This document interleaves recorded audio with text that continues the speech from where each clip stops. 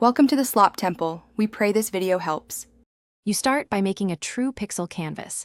Select a block of columns and rows and set column width and row height equal so cells are perfect squares. Once done, name the sheet and freeze any headers if you want a frame. Make sure grid lines are off when exporting. They add noise. You'll also create a small palette on the side. Pick 8/16 colors so you can quickly fill cells rather than constantly using the color picker. Now you craft pixels. Use fill color to paint cells one at a time or drag to fill blocks for fills. Once you need repeats or patterns, apply conditional formatting rules to map numeric values or letters to colors. This lets you draw by typing. Use borders sparingly for anti-aliased looks and keep a locked palette on the side so you don't overwrite colors.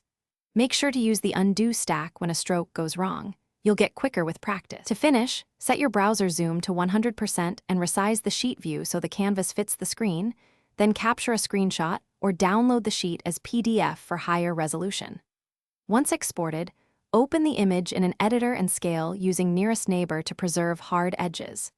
If colors look off or cells blur, make sure your sheet theme hasn't overridden palette colors and that browser zoom is exact.